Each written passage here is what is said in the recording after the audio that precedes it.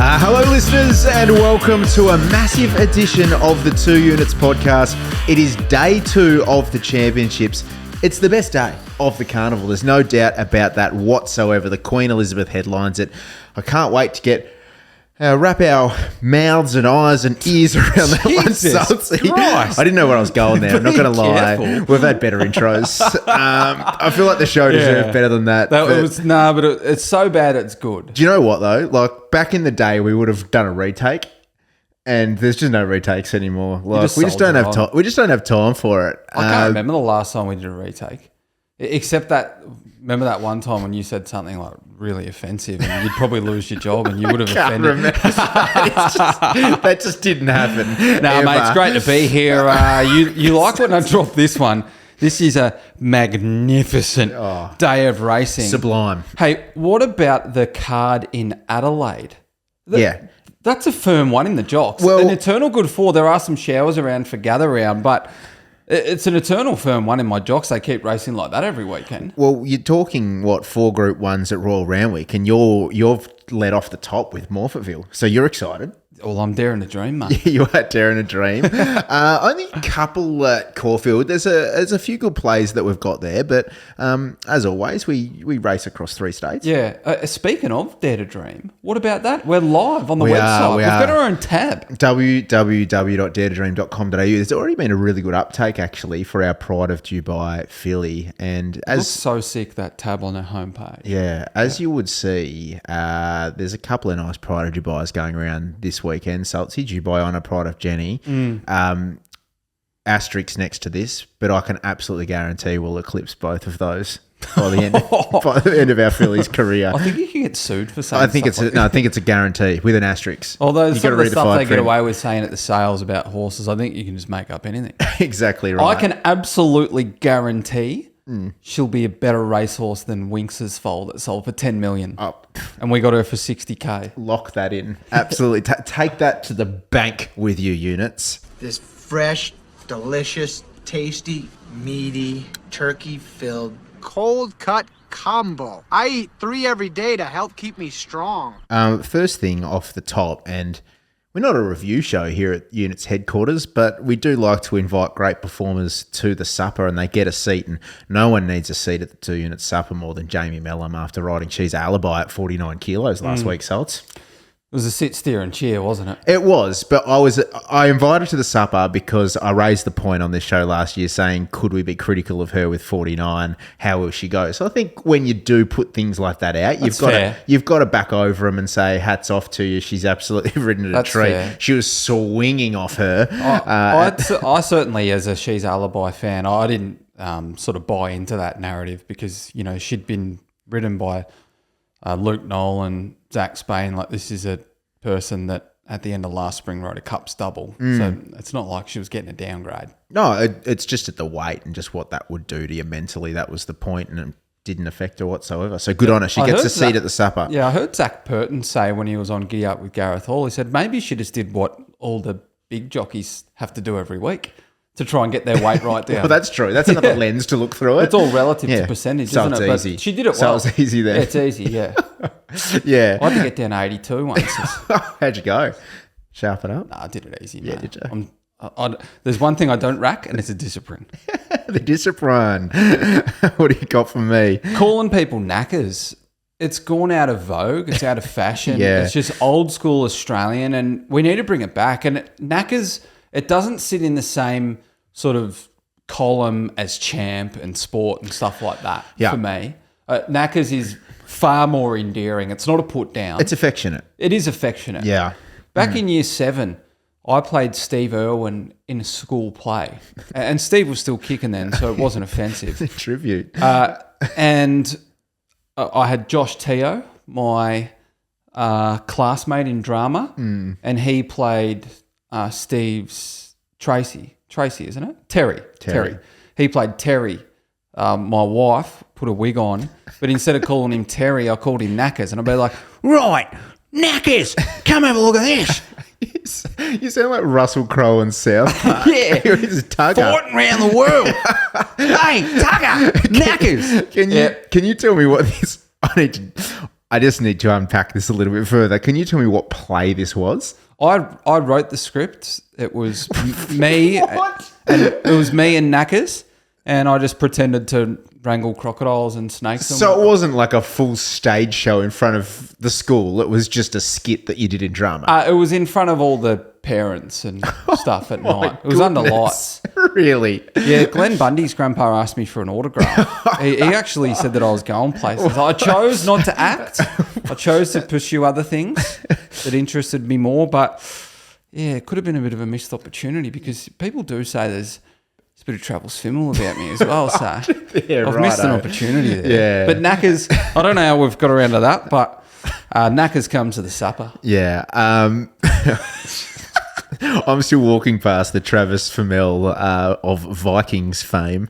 More of a, what was the something snow that he was in? Black Snow. Black Snow, yeah. He real psychopath sort of area. Season 2 of that, very good. Yeah, He excellent. really executed the dry humour very well. I'm a big fan of his. Yeah, he lives he's on a good. farm in Echuca and he just drives around his boat giving people traveller beers and just like catching snakes and stuff. He got picked up from obscurity from it. Like he was a Calvin Klein model that just somehow transitioned into acting. He was living in Echuca, he come down to Melbourne and he was working out in a gym in Hawthorne and a talent agent saw him working out, invited him to this place and 2 weeks later he walked into the Calvin Klein office in LA. And this is a guy that SULTS has compared himself to just only moments ago. It's just extraordinary. Yeah, you never cease to amaze me on this show. Something that certainly didn't amaze me on the weekend was the performance of Observer. And I had some things to say on the show last week. I took a strong stance and I said, if I got it wrong, I would issue a formal apology to the unit army. So I'm a man of my word, Saltsy, and I'd like to take this opportunity to formally apologise to the unit army today. Last Saturday, in a moment of blind loyalty and optimism, I tipped Observer in the ATC Derby. At the time, I convinced myself there was still a jet under the bonnet, and that somewhere, deep down inside, a Group 1 horse still existed. I was wrong. Observer is no longer a jet. He is a complete and utter forget. I would also like to apologise to Craig Williams for suggesting the ride in the Rosehill Guineas was poor, when in fact he was on board a benchmark 88er with a fake ID.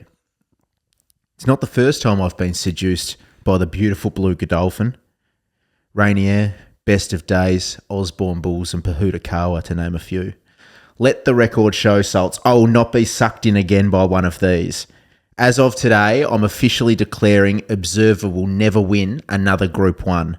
I take full responsibility for my actions. Observer, you're a complete forget. I wish His Highness Sheikh Mohammed bin Rashid Al Maktoum and his 4 wives that are permitted by Islamic law all of the very best in the future. Thank you, Nicholas William Allen Foote. No, well said, mate. Yeah. It takes a big man to admit when they're wrong. I've got one more chance with Jimmy Starr in the All Age. Okay. I'm going to have to admit I was wrong. In fact, I am wrong about him. I haven't written an apology. I said he was the best sprinter in the country. Well, he's not. He's a 1,400-metre horse, and he's probably not the best 1,400-metre horse in the country because he wouldn't see which way Autumn Glow and She's an Alibi goes. So, but I think he's still in the game for the All Age, but I got him a bit wrong this preparation. Jolie Starr's now top dog, 1,200 metres. There's not much between them, but she's the top dog. But yeah, I got Jimmy wrong, and I think that you're a little bit... you gave a bit too much rope to Observer saying that he won't win another Group 1. I can't see where he wins another race. Well, that's fair as well. Now he's going to be... he's going to come back... He comes back as a 4-year-old. Yeah. Yeah, and I mean, he's not winning a Golden Eagle. Well, he's a two-time Group 1 winner, so you can't exactly take him through the grades. Yeah, no, that's a fair call, actually. I don't know if he'll pinch one of those little crappy Group 2s along the way, kicking off and lure a few people back in. We have had some 3-horse Group 1s. Yeah, so lure a few people back in. But no, it's cathartic, isn't it? Like, just sitting here, Salts, did you feel good about what you said about Jimmy Starr? I mean, that's as close to an apology I've ever seen you dish out. Did that feel good?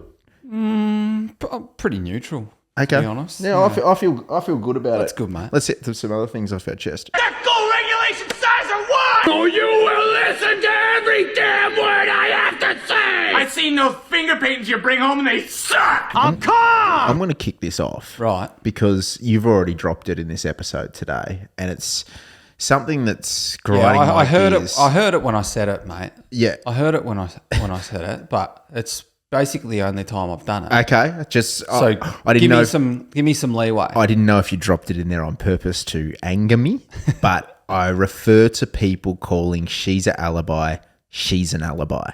And it's constantly happening. Every channel I was watching on the weekend, a lot of our close associates are also saying it. I don't care if you're a benchmark horse, sure. But if you're putting your hand up to be in the top 3 horses in the country, I reckon we can get a name right. You've butchered some horses before. Yeah, you but- butchered that race name once, and Turfy was furious. Oh, was he? Did Turfy get upset about something? Did Turfy get upset about something, did he? Okay. It's fair though. She's here and now. Well, It's she's not here like, now. It's not like she was I- running in 1970. I think I butchered a horse's name from the 60s or 70s. What was that? The Captain Teeb. yeah, something like It was that. the Captain Teeb. Yeah, and I something called it like the Captain Teebs, and he had a bloody cry, which they do over there. But yeah, she's an alibi. They're on notice for that. Exactly. That's fair.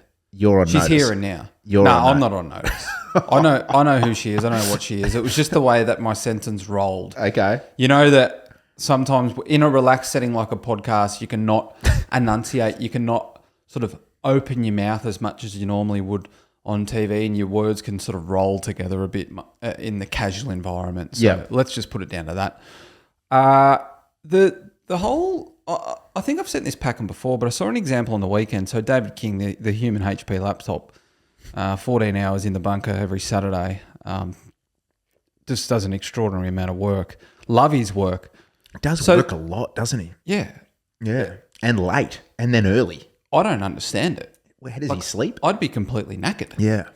But someone tweeted him, and the interaction was tagging him and calling him a C-bomb. Mm-hmm. So then Kingy blocks the guy without any interaction. And then I saw the guy's next tweet was a screenshot of Kingy's page blocking him saying, oh, weak is pissed, people can't handle this and that. It's like, if your interaction with a total stranger online is to call them a see you next Tuesday, Yeah.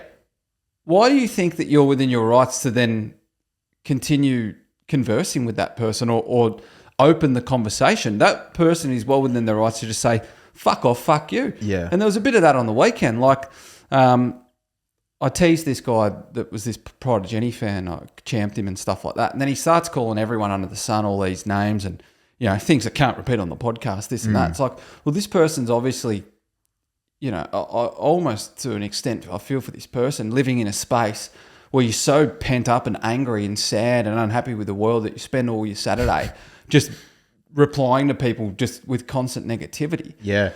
If you get blocked, you can't then just say that the person blocking you is soft. If I walk up to you in the street and I go, oh, you're a complete fuckwit, I hate you, you're a dickhead, do I expect that you just stand back and talk to me and shake my hand and be my mate? You'd probably prepare to wear one on the chin, to be fair. Yeah, exactly. But I couldn't agree more. The block button in my world at the moment, Sults, has never got more of a workout. And I give people leeway that actually put their face and name to something. So if they want to challenge you might give them one and say, you know, Yeah, that's yep, okay. good call. But next time you're done, if you're just coming out and looking to have a crack and you can't even put your name or a face to it, if your photo is of a frog, like, go and fuck yourself. It's like arguing with a bot, basically. Yeah, yeah. And yeah, you're the idiot for arguing with the idiot in the end. So if you spend your days on Twitter without a name or a face to your profile or any social media in that fact,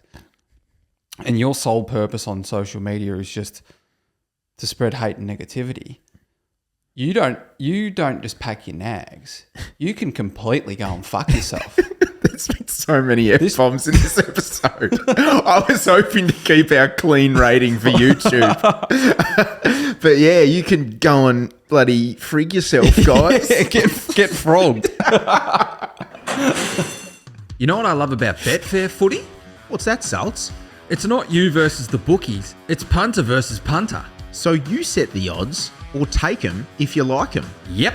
And as the market moves, you can back, lay, or even trade your position. It's proper strategy stuff. It's where sport meets trading, and it's a completely different way to bet. So if you're ready to level up, get Betfair on your side.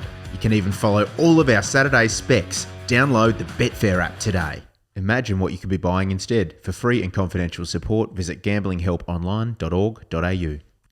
Welcome back. It's time now for SULTS Specs. And this is just a glorious edition of Specs today, SULTS. I'm a little light at Caulfield thus far. I'm still just... my enthusiasm's been tempered a little bit from the last few weeks. So I'm a little bit gun shy at Caulfield, I must admit. But boy, am I keen to play into Randwick and Morphettville. I've got a few players at Caulfield, but overall my staking is down as well. To be honest, I'm looking forward to getting away from there. I'm looking forward to getting to Mornington. That's how Caulfield's been playing. That's telling. That's telling. I think I said to you like 3 weeks ago, we were in it was like the racing's sick, and I'm like, we're like, how good's the racing? And I was like, yeah, but it's Mornington in 3 weeks, and now we're hanging out for it. That's telling. Last week at Caulfield, the lanes played a lot fairer because they had the track quite firm. Reports were it was a good 3 from the very start. Hard and fast. Rail goes 4 to 8 metres. There are some showers across sort of Thursday evening, Friday, Saturday, but it's not enough that they still won't have to irrigate, I don't reckon. Because it played fairer last week and they kept it on the firmer side, I think they'll want to keep it on the firmer side of a good 4. They put 6 mil on yesterday to take it from a 3 to a 4 with some light showers about. I expect the lanes, because it's on that firmer side, to be relatively even. The thing that you need to set up for at Caulfield, though, is the fact that the winds are tending westerly during the morning, and they're quite stiff. And when the winds blow from the west at Caulfield, it smacks you when you fence in run. So I sort of reckon maybe outside the leader or sort of no disadvantage being off the fence in the run. As the meet goes on, they might then seek ground off the fence as well. Okay, well, let's kick off in race number 2, Saltsy. This is a benchmark 70 over 1200. One we were both keen on last start and got the chockies for us was Ka Ying Cheer, and you're buttering up and going again. He carried 56.5 kilos last start in a benchmark 78. Now after the claim, he's got 60 kilos, drops back to a benchmark 70. There was more merit to that performance last start that meets the eye because he was 4 weeks between runs, getting to 12 for the first time this preparation. So now he's 3 weeks off. His fitness peaks. There's some good speed here. He's got that tactical grinding win, wasn't it? It was, yeah. Like he looked like he should have put them away, and he just got there. I still don't know how he sort of got there in that photo. You're right, and that's sort of I've lent into the fact that now his fitness peaks, and maybe he sat in the 1-1 last start. He's probably 3 pairs back here with a bit more tempo on, maybe a quieter ride. He can sort of produce a fast finish. The horse he beat a couple back at Seymour Damas has gone and won twice. I've landed with him on top. I wanted to follow King Tut, where he went third up. He's drawn wide. Now, the stable could make me feel a bit silly, but I wanted to follow him to 1,400 metres. The speed looks good. If he gets the right run, he can win at 12. He gets a bit of weight off Shane from last start, but I thought maybe last start he looked like a horse that stayed at 12 that's looking for 14. Now they go back to the well at 12 again. So, Ka Ying Cheer, my only bet. Yep. Epimil's a good, interesting runner returning. Like, obviously a huge time off, so it'd be good to see him go around off what was a pretty big setback. But I heard Trent Busserton say that this guy's the best horse that's walked through his stable. He's first up since September of 2024. Yeah. And 12 short of his best, so he looks pretty well under the odds. Yeah, no, I couldn't agree more. I'm just making comment on that pretty big call from Trent. So hopefully we see him hit the line and maybe go on with it second or third up. Let's get to race 4. This is the Up and Coming Stars Series Final, 1,400 metres. It's Class 3 set weights, and you've got a little 2-bet play here, Saltsy, and one of them is, man, it's a hot one. That is a big call from Trent Busserton, considering they've got Pariah Pearl in their stable. But yeah, race 4. This race worth 300 grand. Yeah, you can make a case for half the field in this. That a lot of them have raced each other or raced horses that have raced another one, so you can tie them all in together.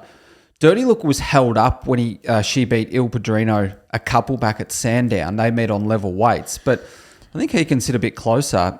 she's $2.50. He's $19, and he went to Ballarat last start, Il Padrino, and against what was a significant fence-in run bias, he never found fence-in run, was the only horse to make ground in one of these heats off the fence. So at around $19, $20, he looks over the odds. And Santana, I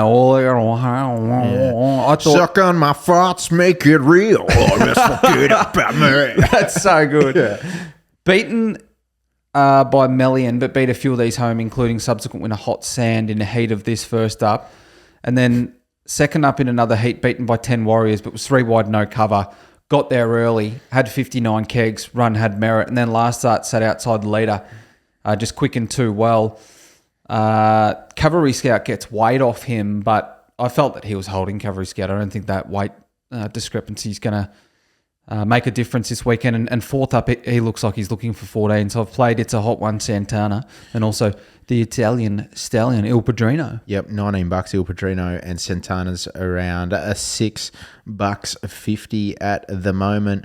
We'll move on to race number 5. This is a benchmark 74. This is for the fillies and mares. I was pretty keen to kick off my day in this one, Saltsy. I thought Zappo presented as pretty good value on the quick backup. So she was pretty brave last week in stronger company. She sat outside the leader in a race won by Marigold. She stays at 1,400 metres 7 days later. She's back against the girl. She gets a better gate, and she claims 2 with our girl Berserk on board. So I thought Zappo could go forward and get back into the winner's circle on the quick backup. Move on to race number 6 now. This is benchmark 100. This is again for the fillies and mares. I found one at a bit of value here, Saltsy, in Jazz Affair. I thought she was the best value on the program at Caulfield. She just looks well in at the weights and well over the odds. And I'm not sure if the market perhaps is playing into more the fact that she got out to 1,800 metres at the end of her prep last time in, and is suggesting that she wants further. But she's had a couple of fresh runs over 1,000 and 1,100 where she's been in the minor placings, and just at the weights and relative to those ratings is well and truly in with a winning hope here. She's had one pretty sharp 800 metre jump out at Flemington. She was pushed out beyond the line around the likes of Marblenheim. Barrier 1, Ryan Houston claim. I thought she was a great sort of 1x3 bet Jazz Affair. I'm having something on Soft Love. She's got a really good Caulfield record. All of her best performances are at Caulfield. She carried 55 kilos last start when beaten by Gentle Steel and Photograph. It was an on-speed dominated race. Her last 600 metres was the fastest of the program. Now she drops to 51.5 kilos. So I was happy to give her a go. I think they bunch up here. Any back markers won't be too far off them. She can use her turn of foot. Soft Love and Jazz Affair is how we're playing the 6th. Let's get to race number 7. This is a listed race for the 3-year-olds. It's over 2,400 metres. Who have you got here, mate? Arabian Prince is a stayer that's never raced beyond 2,000 metres. I thought he did enough first up in the wrong part of the track, and then they took him for a bit of an easy kill last start out in the country. He was held up at Kilmore over 2,000 metres. Once he got clear, his closing splits were fastest of the day. So he's never raced beyond 2,000, and he's absolutely desperate for it, in the right camp for it as well with Mick Kent. I want to back him, and I want to back Amazaki, who last start crossed the line with Single Choice and narrowly beat him home. Now, Single Choice was a month between runs to 2,000 metres, but Amazaki was held up and probably goes, I don't know if it beats Roulette King, but his finish is a lot closer if he gets a clear run. Mark Zara takes over.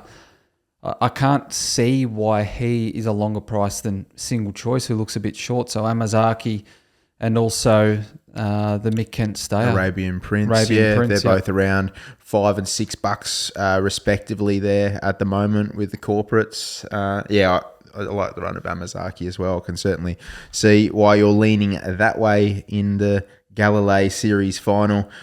We'll move on to race number 8 on the program. This is the listed anniversary Vase. This is over 1,600 metres. There's one you've been in the corner of, throughout this preparation, and it is Al Duca. You've been stamping this as a follow, and you're doing what you're saying. He's flying. I don't mind the wide gate because he goes forward. His win at Flemington last start was loaded with merit because he was out fast and kept running, and they had their chance to run him down, but he was too strong. That was second up to 16. Now he stays at 16. He's handled Caulfield in the past. Look, El Rocco and Astral Flame draw inside him. I dare say Astral Flame kicks up leads, but I think he can cross El Rocco, sit outside the leader. But also, El Rocco, it wouldn't surprise me if he wasn't here. He's on a 7-day backup. He didn't handle a firm track last start at Caulfield where he's beaten a long way from a wide draw.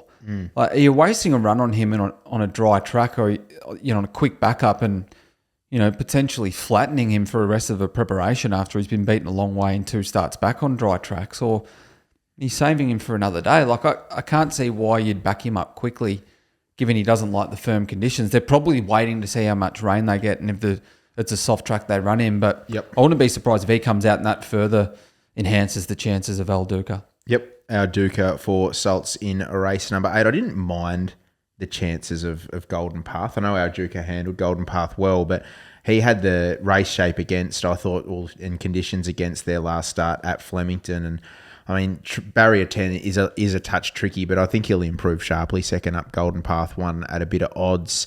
Let's move on to race number 9 here. This is a 1,200 metre affair. There's one of the better bets on the program coming up here. It's a 3-year-old handicap, and it's a guy that goes by the name of A Live Another Day, and this is a very nice 3-year-old for Tom Dabenig, who earns his shot in Saturday company. He's shown a devastating turn of foot at his past 2 outings. I think horses that are able to just put fields away in a handful of strides, they're above average in terms of ability. He has a little bit more of an acid test in this race with a bit more speed on from that inside draw, but I thought he was the best bet at Caulfield Salts. He looks as shade under the odds for me, given that this is his stiffest test to date. He is progressive, and you've got to take the jump at some stage. He gets 4.5 kegs off his back, but there's more depth here. The horse that's coming through the best form race, and well, not form race, but the strongest race, is quite clearly the Bakash. He was first up giving fitness away to the whole field at Flemington on a heavy track. He beat home Legacy Bound, Maya Gladiola, Educated.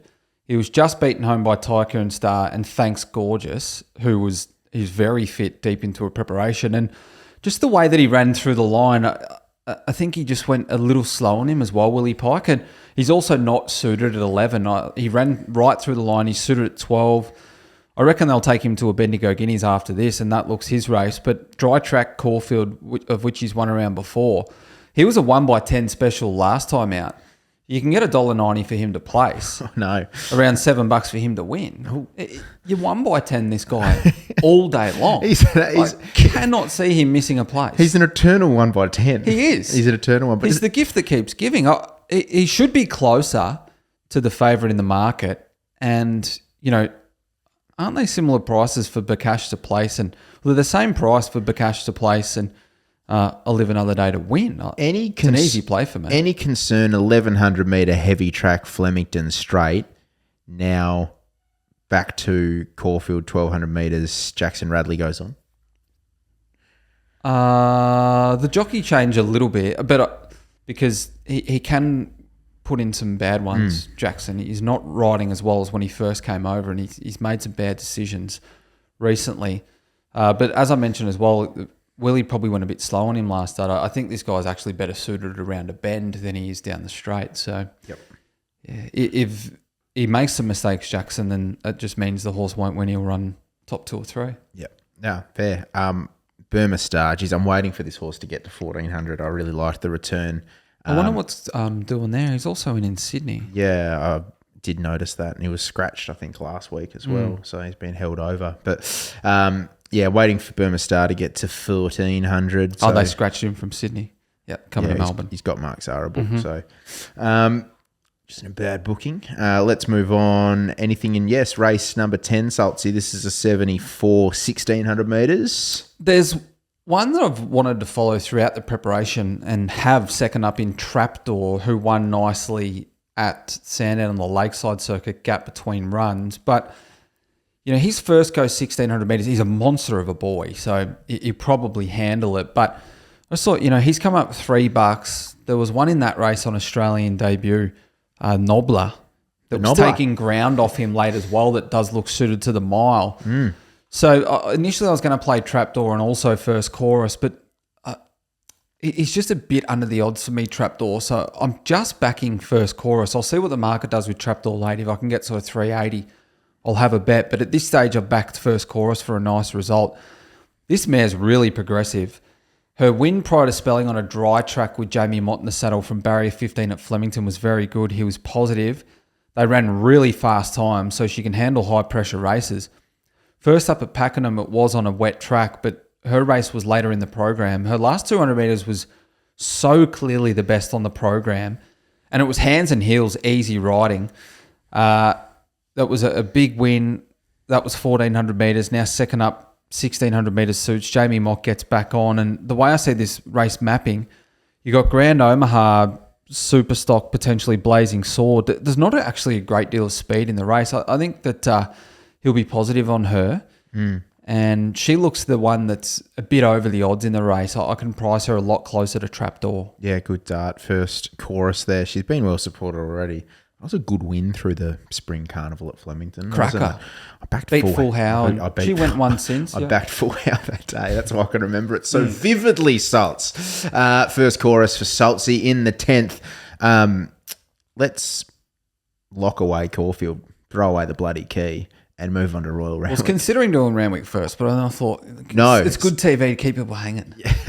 Good television, good YouTubing. Yeah. Get dropped 35 F-bombs in the opening segment and go to Caulfield and then come back for Randwick, the clean part of the show. How's the track conditions looking ahead of what is the best day at Randwick of the year, in my view?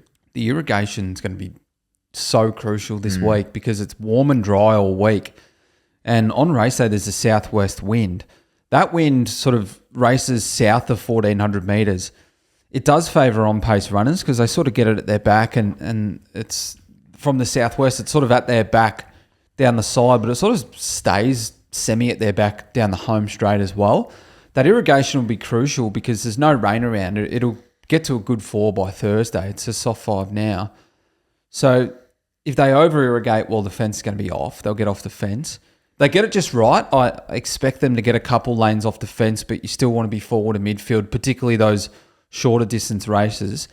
And if they don't put enough on, which is rarely the case in Sydney, but if they don't, well, this is going to be hard and fast and they're going to play on speed and they won't edge off the fence quite as much. So I am setting up with this dry track for sort of lanes 2 to 8 to be in play. And just with the wind direction, I've favoured horses that are going to be closer to the speed. Are you saying if they don't irrigate, Tempted can't win? You'd want to see how the track is playing before you take $1.70. Big. Race 2. The South Pacific Classic. This is a listed race for the 3-year-olds, 1,400 metres. Regal Award.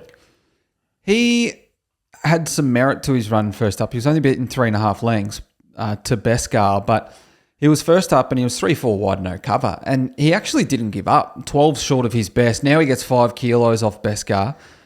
Draws a barrier where they just have to be positive. Like, this guy's at his best when he just bowls along. They've got to send him forward. I think they will second up. 12, you can ride him a bit negative. He's got other targets, but now second up, bit of weight relief. I think he goes to the front or near the front, and I saw enough that he didn't give up on the line last start despite a tough run to say that he wants to race this preparation. Yeah, he's got the starting price profile over Beskar too. Like Beskar, take nothing away, won at $81 last start. So can certainly see why you're sticking with the Stokes runner there. Regal Award in the second. Let's get to race number 3. This is the Percy Sykes. I'm excited for this race. Here, reaching out's the favourite. 350. Satona Glow's gone out a little bit to $4 now. Has drifted. I'm siding with one in this race at a bit of a price in She's Extra, who was actually beaten last start by the race favourite, Reaching Out, and was firm in the market against said favourite. She's a very nice filly, this girl, for Chris Lee. She bolted in her first 2 starts, big margins at Newcastle and Warwick Farm. As I mentioned, she started $1.90 on the Kenzo last start. I mean, I don't know how much you want to read into that given the fact that Reaching Out was on debut, but she was firm in the market to be winning. She did rate down on that performance, and I think you can be forgiving. You know, these juveniles, what they do. I think you can be forgiving of one performance where she has rated down. She gets a good weight swing as well back to set weights because that was run under handicap conditions. So just with her being $15 and Reaching Out being $3.80, I could see her turning the table. So I want to have a bet each way with She's Extra. I'm not sure about that race because that was a day, like many days on the Kenzo at the midweeks recently, the fence was complete fire. Mm-hmm. You had to be on speed. So, you know, the favourite in this race, Reaching Out, led, and She's Extra followed it on the fence. So she did only have one start and she was visually quite good Reaching Out, and she'll go towards the front again. So I don't want to lay her at all, but I'm not completely sold on that race given the way the track played. So I've looked around both of those. I want to be against Satono Glow. 2 wet track runs. Now back onto a dry track. A lot more depth here than what she saw at Flemington last start. It was pretty impressive though, wasn't it? It was good, but it was a very wet track and she'd had wet track exposure. So I'm against her. I want to be with Street Icon. She's had excuses. She's still a maiden, but you know, she was 3 wide on debut at Gimcrack. She's never on the track in the Inglis Millennium and was only beaten 2.5 lengths. And then last start at Randwick in a sweet embrace, she jumped fast from barrier 8, but they just dragged her back because she drew out. She ran race fastest closer. It was a high rating, sweet embrace. That was her first go at 12. Now she's drawn 1. She's gone back to the trials between runs. I expect that they hunt up, probably hold leaders back, and she just needs the breaks to come at the right time. I thought she was way over the odds relative to some of the others in this race, like a Medicinal needs to go to a new level. And, you know, I mentioned Satono Glow, that wet to dry, Reaching Out, track pattern favours. So, yeah, we have something on her, Street Icon. Screen Icon for SULTS. Screen Icon, sorry. $9. And laying Satono Glow? Yes, yep. Laying Satono Glow. I'm backing She's Extra each way. That's the Percy Sykes. They're a cracking little race, that. Let's move on now to race number 4. This is the Provincial Midway Championships final, 1,400 metres.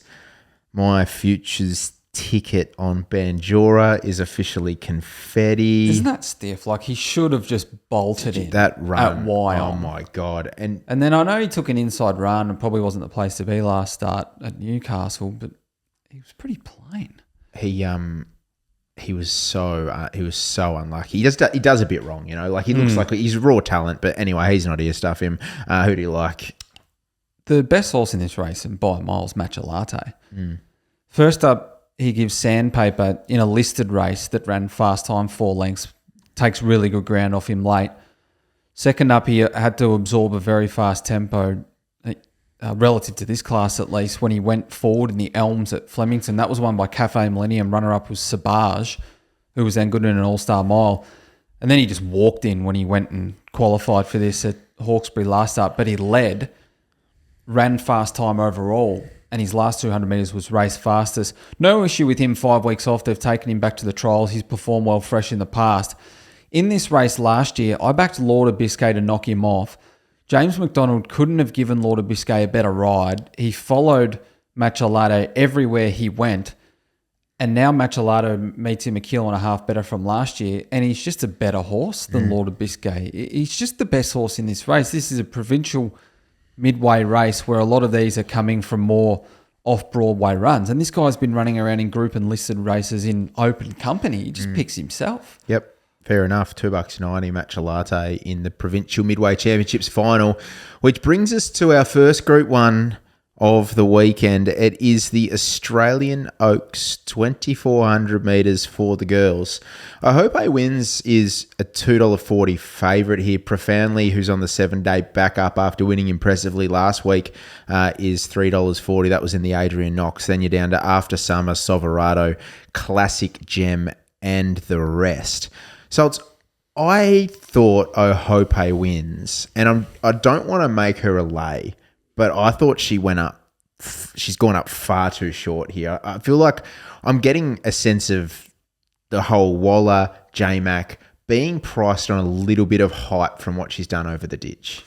I agree that she's too short, no doubt. You know, she crossed the line with After Summer last start. Long Legs, who I don't think will get this trip, but was sort of held up, could have crossed the line with her as well. She does look priced pretty tight. Her work past the post last start at Rosehill off those space runs, you know, she was sort of 5-6 weeks between runs. Her work through the line was very good. We know that she'll stay the trip. I agree, though, she's too short. As soon as that race crossed the line, I thought, well, you know, you have to back After Summer at the prices. It's not the way that I've lent in this race, but that's your angle. There's just too much between them. There's too much discrepancy between After Summer and Hope Wins. Like After Summer, still in my view, should have won the Vinery. Like she should have won that race, at least in the steward's room. So to go up $9, and I know it was probably just floating back to her starting price profile because she was a huge price in that race. But you look at her and the fact that she's going 2,000 to 2,400 now, like she's got the platform to be running a big peak to 2,400 as opposed to us going, oh, maybe Hope wins, you know, now bounces back to 2,400 because she was kept fresh from her preparation in New Zealand. So I think there's actually more scope for After Summer to improve out of that race than Hope wins. So to me, the discrepancy in their price is just ludicrous. The one that you can tie into After Summer is Classic Gem. They're actually 2-all. They've met 4 times. But Classic Gem has the SP over After Summer in 3 of those 4 runs, and the 3 since they clashed the first time at Seymour, and 2 of them have been in pretty big races. One of them was the VRC Oaks. She looks a little forgotten in the market, Classic Gem. Her first up run was quite good behind Get a Good Feeling. You thought, you know, for a horse that went out over 2,500 metres in an Oak, she's resumed at 16 and she's run Get a Good Feeling to under a length. That's pretty good because that filly's pretty sharp. Now, she backs up 7 days from the Adrian Knox, which was won by Profoundly.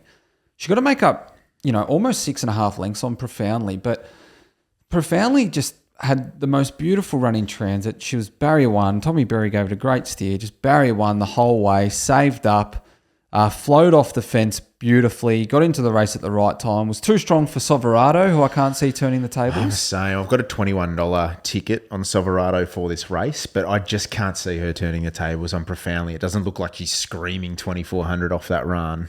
Profoundly was $5. Classic Gem was $4.50, and Classic Gem was 3 and 4 wide, no cover the entire race. Her run had so much merit given the ground that she covered facing the breeze. And then through the line, after the post, she was the strongest of them as well. So she's obviously crying out for a trip. She was beaten home by After Summer in the Oaks at Flemington when she was beaten 5 lengths to Strictly Business. But that was also a very fast run, 2,500 metres. And in that race, she was wide without cover. And she copped a bump at the top of the straight. Like, she's got a bit of tenacity about her. Damien Lane retains the ride from last start. He's looking for 5 Australian Oaks in a row. And I think he can do it on Classic Gem. I think she's a 1x10 utter special. Just a special 1x10 to run a drum. She's $3 a place. Yeah, she's just way over the odds. I think she's proven to stay, and her lead-up run shows that she's got tenacity and she's tough, and she gets Winkers first time. I'm really keen on her chances. It's weird you say that because I've got After Summer as a 1x11 in this race. Well, you'd need to because you're taking taking a shorter price. $2.30. It's still that's pretty significant. It's a good 1x11. I'll still collect more. I'm just saying that's how to mistaking, man. It's just come up in my stuff as a 1x11. All right. Actually, you know what I'm going to do, Salts? These are 2 Dom Sutton runners. I'm having a Dom Sutton Quinella. A Domella. Nice. I'm having a Domella with our 2 selections because that'll be juice. What do you reckon? It would be. Well, the Quinella will go off if I Hope Wins isn't in the top 2. She won't be. You beauty. I'm not laying it though. I refuse. Let's get to the Arrowfield. This is the sprint race for the 3-year-olds. It's Group 2, set weights 1,200 meters. This is I think it's just put in take out job for Tempted here. She's just so well in this race. she would have given the TJ Smith a shake last week. The fact that her Godolphin compadre in Tentaris was aimed there means that she goes here to separate the two. And you just got to look through from just a figures perspective. Like 4 of her past 5 performances just take care of this field. The outlier there was the Golden Rose, where she was at 1,400 metres. And I think we can both pretty well establish now that she's not a 1,400 metre horse. She's 6 furlongs every day. Like how I said 6 furlongs makes me sound heaps smarter, man. You're so smart. Thanks, man. The fact that she's had, that sort of 6 weeks, freshen, back to 1,200, outstanding trial, she's the best bet in the country. I don't want to take $1.70 without seeing how the track plays, but I can see your case. I'm going to stay out of the race, probably. I don't think she'll get to $2. So then I won't play, but, she does pick herself. She's got the best form in the race, and she's the best horse in the race. Who beats her? I don't know. Like, that's the thing. Like, if something happens, track conditions, who actually beats her? I don't know. That's not. You don't need to make that case, do you? No, I just want to ask I'm a not question. tipping against I'm it. not asking for a case. Yeah, I'm just asking a question. Yeah, I'm not sure. You don't mate. have to sign the dotted line and give away your assets. I'm not sure. I'm just not tipping in the race. Okay. And I don't want to take that price. Okay. You mentioned Tentaris. Does a line go through him on the board? It's pretty close, isn't it? He's Well, we might not see him again this prep, so... He's sitting 1A in the jet column. He's won a Group 1 weight for age race, this preparation. But, you're right, who has he beaten as well? He's got to beat a good one. No, I agree. He needs a big I scout. obviously think he's a good horse. He's got Yeah. a stupid turn of foot, but maybe he just needs every single thing to go right. Yeah, and this is... I've made a bit of a case this week on other programming with Tentaris around this. On his day, with the conditions right, he's still got the most devastating turn of foot. And at his absolute best, I still think he's the best sprinter in the country. But where do you sit when you're doing that 1 in 4 runs, or you draw inside, or the track's wet and you have to make excuses for them? Do you want the Supercoach player that scores 118 every week? Or do you want the Supercoach player that scores 200 one week and then you get 350s for the rest of the month? Yeah, you want Jolie Starr. Yeah. Yeah, which now she's the undisputed number 1 sprinter in the country. There's no doubt. And is she?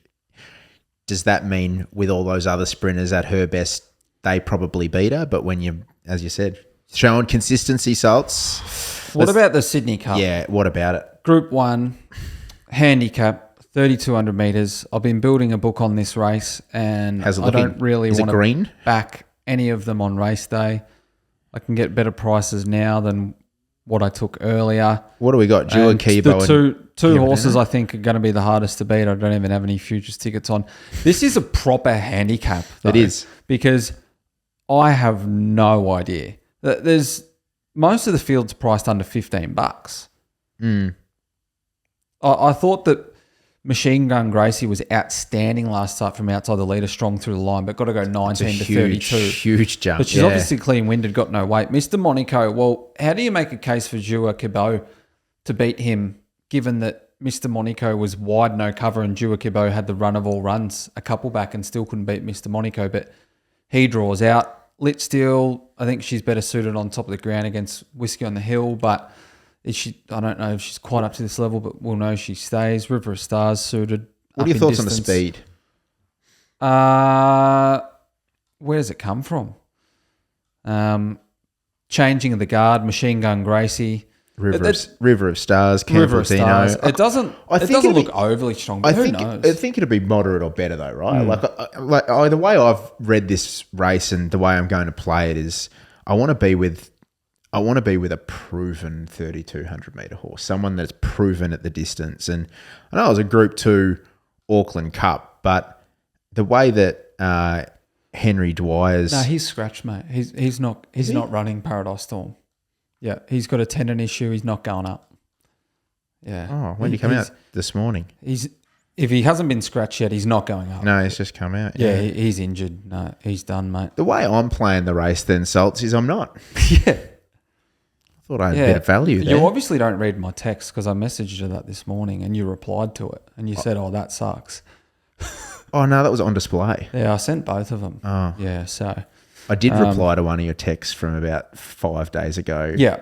So I've got a morning. 5-day reply, Yeah. and then I've told you Group 1 tips not racing, and you just don't listen to me, mate. He's trying to help me Just out. don't listen to me. I did my form on Wednesday and I locked her away. I was like, she's done. If Okay. if I had to bet in the race, I'd be having something on Machine Gun Gracie, Piggyback, and Jua Cabot. Fair. I'm going to reassess Yeah. and not give any viewpoint now after having to pivot. Let's get to the next Group 1, Saltsy. It's the Queen of the Turf Stakes. This is a race-a-rooney. This is an absolute race-a-rooney. And we've got the likes of Pride of Jenny here, Lady Shenandoah, Treasure the Moment, then down to some of, I guess you could say, the newer kids on the block like your Idle Flyers. What we do know is it's going to be a race that's set up with a little bit of speed. But interestingly, is Pride of Jenny, she's probably drawn the barrier she wouldn't want to draw in barrier 1, because we know she's like, whilst there's a bit of a false narrative around her perhaps in the fact that, she's a clearly jump forward, go hard leader, but she does take a little bit of time to muster across and slowly ramps it up, doesn't she? Well, she drew barrier 2 in the Champions Mile, and she got crossed by Treasure of the Moment, and then Declan Bates had to go back around, and then she got beaten 100 lengths. It actually wouldn't surprise me if out of the gate she got crossed by Treasure of the Moment, but then she sort of angles off heels and tries to go around them. But I think Perfumist goes forward and doesn't settle too far off them. She'll try and do her thing, Pride of Jenny, but for me, this is to the well. She's only third up, but it's to the well in terms of the way that her race has been run this preparation, just one too many times.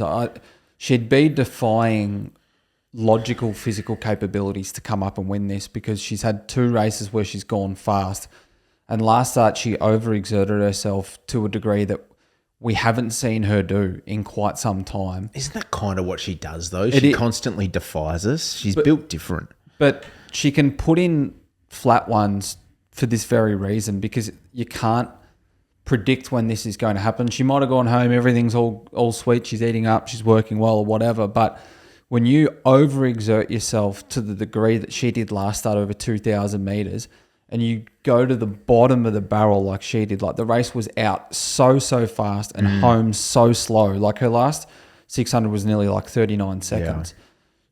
She's used too much energy, and it's only 2 weeks between runs.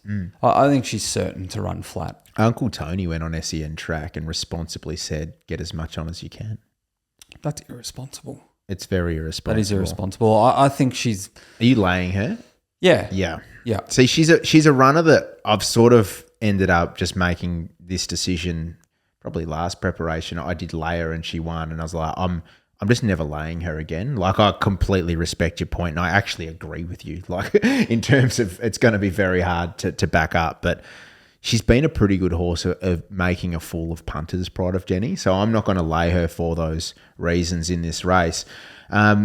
You're with Lady Shenandoah, though, who steps to the mile for just the second time. And the only time she's been there, she walked in a flight stakes. And so her 3 highest rating performances of her career, or her 2 highest rating, sort of around the 1,500 metre mark. Now she gets to 1,600 metres for the first time since she won that flight stakes. She's just coming through the best races. First up, she was a real eye-catcher behind Jolie Star and Cabalas, subsequent Group 1 winners. She was a bit too far back from a wide gate in the Canterbury Stakes, and she's very strong to the line, again, behind Jolie Star. And then last start, she comes through a George Ryder where she was beaten by Autumn Glow, but she was there with Pericles, Gringotts, who was good with weight in a Doncaster. Like, she's got the right form around her. James McDonald on for the first time this preparation. Barrier 2, she's probably 3 pairs back. Letting them do their thing up front, I think she'll just save up. She'll get the right run. I don't think she'll win the race. She's primed now. Yeah. I have queries on her over a genuinely hot 1,600, though. Based on? The fact that she's only won once at the mile in a flight stakes, and who did she beat in that race? Yeah, but she's only been there once. Like, yeah, that's what I'm saying. She's been there once. That's my point. That's my point. She's only been there once. I think she's a mile. I think she's a mile again to a right the fact trip. that she's been trained as a sprinter, like, that says to me that has Chris had reservations about her at the mile. Don't know. The way that she's built this preparation, I would say that this has been the target from a long way out. And it probably wouldn't be a query if a Pride of Jenny wasn't in it, but this isn't just an any sort of 1600. It's going to be a real staying test, and that's why I've landed on She's a Hustler. Just at a huge price. She is being thrown in the deep end first up, but she is stacked with ability, and I don't think Graham Begg would have her here if he didn't think that she could cope with this type of race with a Jenny in it. And look, she's won first up in the past at 15, 16 and 1800 metres. She was a last start winner over 2400. I think there's a few mares that'll be weak at the end of a Jenny mile, and she won't be one of them. So I wouldn't fall off my chair if she won. Like I'm going to have something on her to win, but certainly I'm going to be playing the place for She's a Hustler. I think she'll be storming home. So one there at a bit of a price in the Queen of the Turf. This is the feature now, so let's see. I know y'all be loving this shit right here. The best horse in Australia goes around here in race 9, the Group 1 Queen Elizabeth Stakes. She's alibi backing up. Weight for age, 2,000 metres. It's the undefeated mare, the Group 1 Weight for Age winner, and that is Autumn Glow. I cannot wait for this, brother. Yep, been very well placed in her career to date to keep up the picket fence. Nah, she's a champion. She's a champion. I'm looking forward to seeing her to get to 2,000 metres for the first time. James McDonald pretty confident that she'll relish it. They've been looking after her, not taking her there to date, but now's the right time, isn't it? She's in career best form. She's fourth up. She flogged them and was eased down in the rider. There's no way I'm backing against her. I was trying to look to get her beat and see who I could back. Like, I was entertaining having something on Dubai Honor, gets the blinkers on. And in this race last year when he was back from the Tancred, he was absolutely enormous behind Via Sistina. But I know, like, market percentages, they're sitting around about 118 at the moment, which is, relatively the norm this far out from the race. So, like, they're at their right percent, but still, I look at, taking $7.50 Dubai Honor. Like, I'm taking $7.50 about some horses in other races where they've got to beat a horse that's a $4 chance. Like, there's just not enough in the prices of any of these others because they've got to knock off a horse that's $1.40 that's never lost before. Like, even though it doesn't make sense market percentage wise, you sort of want $15 about anything else to have a bet. I 100% get you. Like, it's almost these. It was back when we're not quite talking like $1.20, $1.16 Winks areas, but it was like when she used to race, you'd bet into the Winks out markets because you'd just go, okay, how does the race look without her? If you want to bet from that perspective, I love this girl. I mean, if you love racing, you love this girl, right? If you don't, you need to get your head checked. You need a little bit of credit here. So, people like to, when Observer won first up, people were quick to say that, they were the first to tell you that the horse was good. The same people weren't the first to tell you that the horse is no good. But I remember when she was coming back in that Derby Munro earlier last year. There was her, there was Lady Shenandoah, and I think Chris Waller had another. Aliana, they were the three fillies, they were the three. And you were pretty keen that she was the best out of all of them. Yeah. And no one knew then. No one knew how good she was going to be. So, it's good to get some stuck credit. with her. Have you backed her every start? Yeah. In multi. She's only been a backable price in a few of them. Of course. But it's I just, and maybe I've got the sort of the glow blinkers on a bit here because and I think Massara threw a bit of a curveball early in this campaign when they were sort of toying around with the Doncaster and the Queen of the Turf and like, we might not take her to 2,000 metres. And it's somehow sort of seeped into people's minds that, 2,000's a really big query for her. I actually am in the camp that she's going to excel at 2,000 metres on Saturday. Like, I think she's going to be better at 2,000 than what we've seen so far, where people are going, she's got to tick that box, which she does.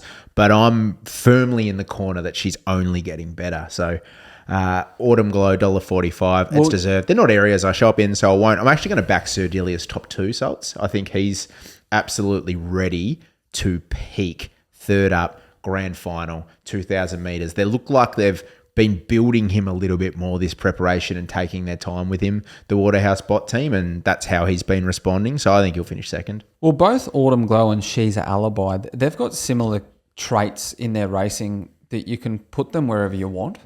Like from barrier 2, they can just put Autumn Glow wherever they want. Like she's led sprint races before. Yep. Same with She's a Alibi. She's been like right up on speed over 1,400 metres, but then she draws out with no weight, so they just drag her back to last. Like champion horses can just settle anywhere. I think from barrier 2, he'll just plonk her wherever he wants, James McDonald, and it'll be like a video game. He just sort of steers her into the clear.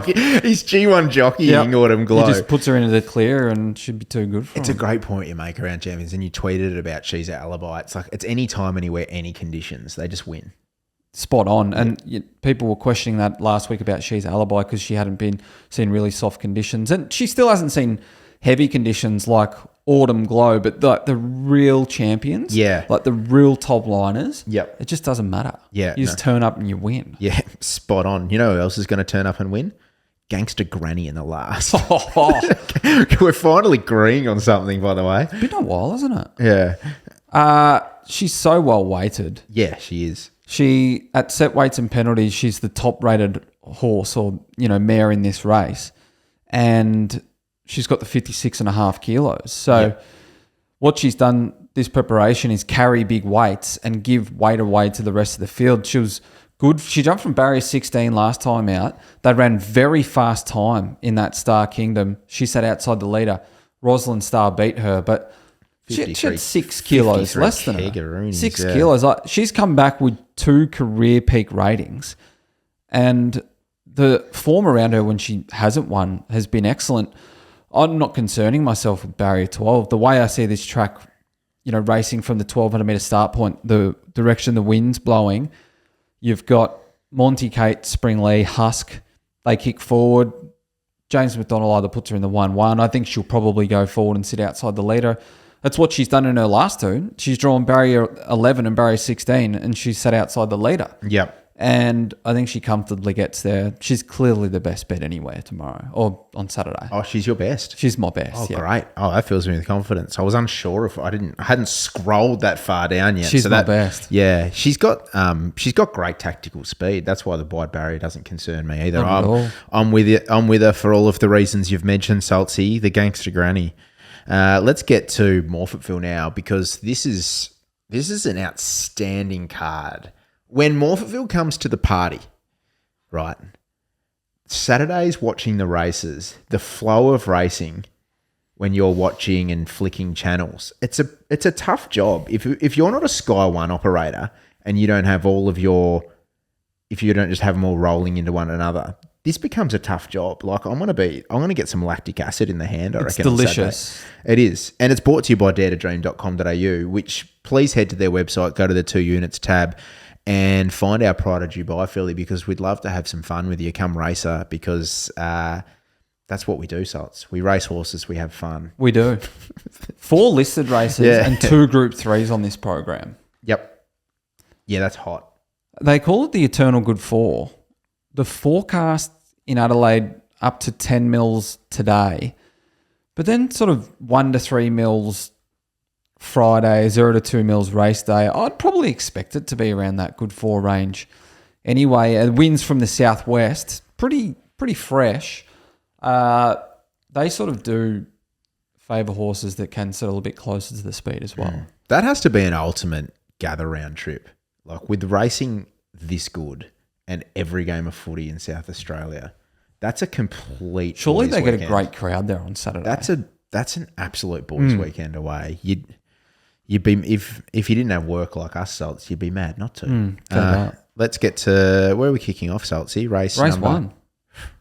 You're going to back the card. Race 1. It's you're going to back the card. It's a staying affair at benchmark level. A 0 to 66. We like those. Lady Tinkerbell backs up 8 days out of a slow run Country Oaks, where at those weights she was just horrifically weighted. But after she got out sprinted, she was pretty good to the line. I think she wants this trip deeper into her preparation. Her ratings are pretty good. I like the booking at Dan Stackhouse. I think she'll chew up this trip, spit it out. She's ready. Just treat it with complete disdain. Lady Tinkerbell. She's $2.50 in the first. Race 4, I've been waiting for the return of this bloke, Ole Go. This is the Without Fear Stakes, over 1,050. He's a track and trip winner, and he looked pretty smart. And I reckon it would have taken a little bit of willpower, I'd say, from Michael Hickmott to see that performance on debut and then lock this guy away and save him for a little bit later. Well, he beat Big Wigs, who then was runner-up to Medicinal and then beat that Miss Chanel in that $1 million race. And Miss Chanel was good last weekend, wasn't she? Timmy Yateman's called her the best maiden in Australia. It's a fair dart. Yeah. Yeah, so that formed hot for this. Also beat Expensive Taste, who was placed in sires at Flemington for 2-year-olds too. So formed through the race good. The trial time since his debut win was sizzling fast. Jeff, You got a proper... No, I just used them. Just looked at the website. I thought you had to watch out. They gave him a proper hit out. I think he's a better horse than the second favourite, Never Ordinary. No, I agree. I can't add too much more. I just think he's the best horse in the race of what we've seen. And even just to hold that debut performance, and I'm expecting him to bounce off it. So I think he makes a mess of him, I'll go. I've got a lot of time for him. Let's move on to race number 5. We're combining again, Saltsy. I've got it. You know what I've got? I've got a big McWoody in the Port Adelaide Guineas. This race is at 2:32 Australian Eastern Standard Time. Yeah. It's McWoody in the morning, McWoody in the evening, McWoody at 2:32. Because I got wood. You've got so much wood. Don't worry about limp. We got Port Adelaide Guineas Woodies. He's been good for the new yard. Yeah, they're flying this Simon's Laxton yard as well. Yeah. Yep. His first up performance was good. 1,500 metres, got too far back in a pretty good 3-year-old race. And I don't think it was a 3-year-old race, actually. It was just a race that's produced subsequent winners. He was strong to the line. Last start, he floats back under 60.5 kilos. Fastest last 600 metres of the day. He's got more change-up speed than Different Gravy, who probably needs speed on. And although he was in the wrong part of the track first up, I got a significant jury out on this horse. I thought he was just beating up on nothing in the winter and he was a little bit overhyped. Oh. Yeah, I'm against him here. Oh, the Gravy. I'm against him. You don't think he's different at all. You think he's just plain old Gravox. Think he's just pre-packaged. Some of those pre-packaged He beat gravies Brave are pretty Dancer good. before spelling. I think it's a Mount Gambier Warrior. I reckon you're being a bit harsh on packaged gravy. Yeah, I reckon some of them go all right. That's the only one that I use. They are Gravox? good. Yeah, Yeah. it's good. No, I'm with you, Salts. McWoody.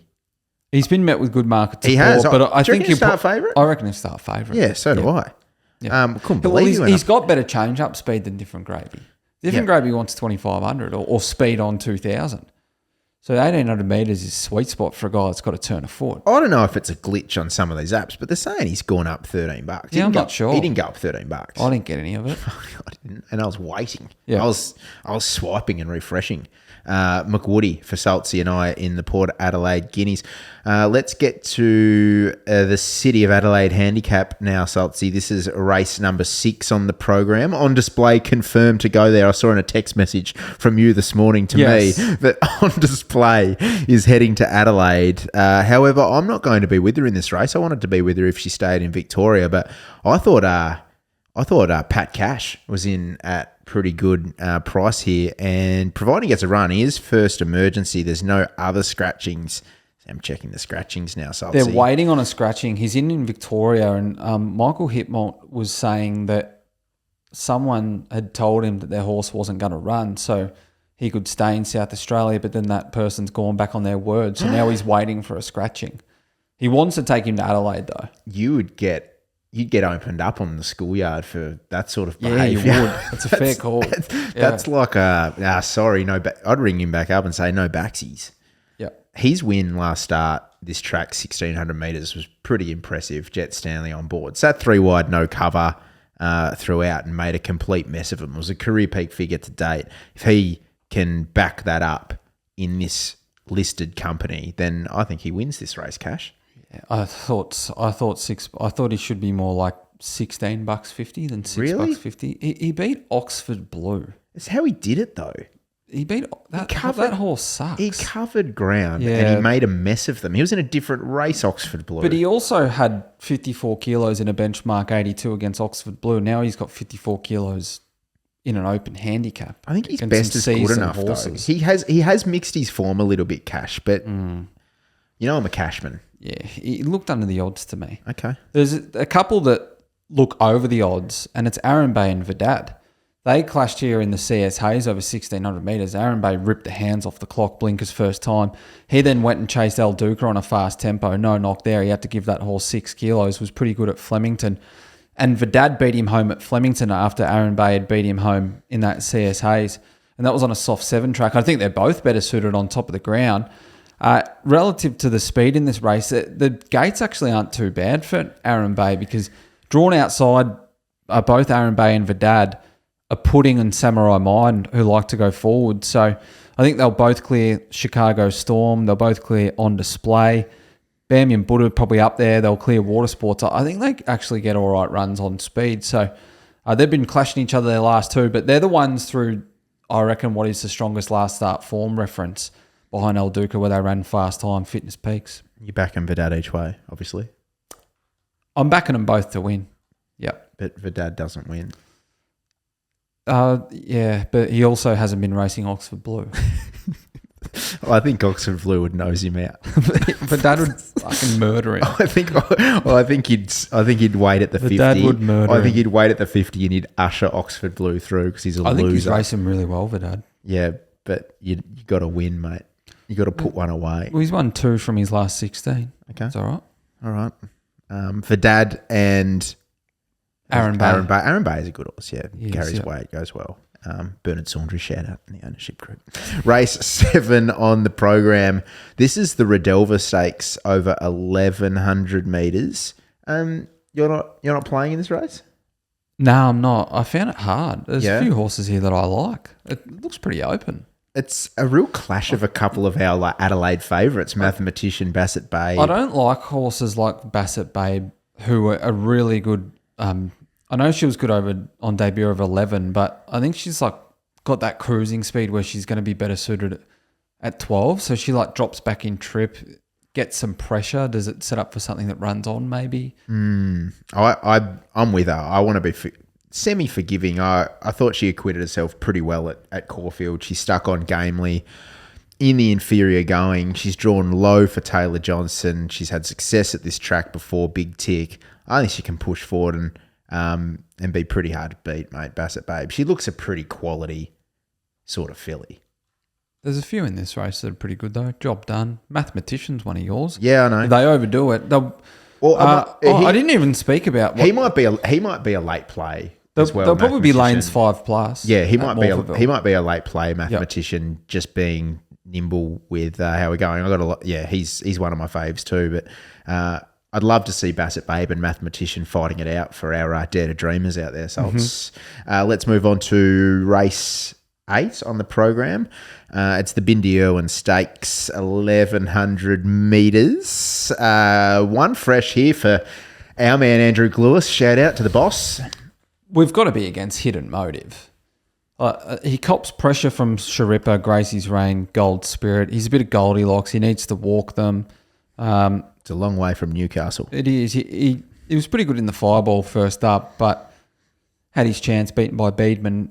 He was awful last start at Rosehill. Maybe back to 11 suits, but as favourite now against the older horses.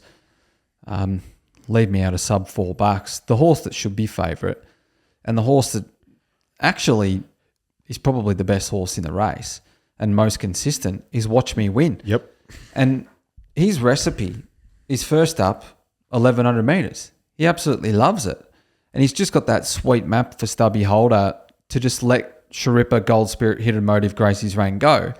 And the rest of the field, Tiger Sharp, Pisanello, Midtown Boss, Super Smink, Shred Angel, are proper back markers. So then all of a sudden, he's just that one plonked in behind the speed, off the fence, picks his lane, watches those on-pace runners carve each other up. And He'll be strong late at the end of 1,100 metres. I liked his trial. He's the best bet in Adelaide. So even though I love Lady Tinkerbell in the first, I think just at the prices, he's got to be the best bet there. Geez, you've got a bit of a McWoody all around there for the Adelaide Specs this week. I've got McWoody in race 1, McWoody in race 5, and McWoody in race 8. Yeah, that's a lot of wood. Nice, man. Thanks, bro. That rounds out the Specs. And, geez, that was... How are we going? My voice is getting a bit Yeah, sore. no, you've had a go. You've had a fair old crack, actually. That's quite a big day in the office for us there, Saltsy. So let's It's a huge day. Oh, it really is. There's probably more than I'd like to put out there, but the racing's so good, and I just think I've found so many winners. Well, when we get to Mornington Salts in a week's time or whatever that is, and you go, geez, I wish I could find more bets. Just think back. Think back to what we've just been through. Well said. Best back and best lay from around Australia, Salts. Give it to me. Best lay is Hidden Motive. I think Watch Me Win will just mow him down, and I reckon he just won't handle the pressure up front. He had a bit of a ball burst the last start. What's in the tank with the travel? And the best bet is Gangster Granny, beautifully weighted, flying this preparation. The ball burster. How good. He had his balls bursting in front, out fast, home slow. Yeah. Tank is empty. I found it really hard to land on a lay this weekend. I'm not going to lie. Like, I want to be against I Hope A wins, so I'm just gonna make the call that I Hope A wins is now my lay. I think I'm going back on actually what I said in the specs where I was skeptical. Grand final, J-Mac, Chris Waller, but just at $2.40, if we're being price sensitive, it's just far, far, far too short. So I Hope A wins is going to be the one I'm taking on, and then my best back is just. This is just a flick off the pads for a single, and it's Tempted. She's just the best placed horse in the country on Saturday, and I think she brains them, makes a complete and utter mess of them in the Arrowfield. And that rounds out a show where we've made a mess of a lot of specs there, Saltsy. I'm feeling confident, feeling the rhythm, I'm feeling the flow. It's all in the hips. I'm feeling limp. Feeling limp. Now I know y'all be loving this shit right Very good. Enjoy day 2 of the championships, Unit Army. It's been a lot of fun. We'll still be back next week, though. Don't you worry, because it goes to Mornington, and Salts has got a big, fat McWoody for that.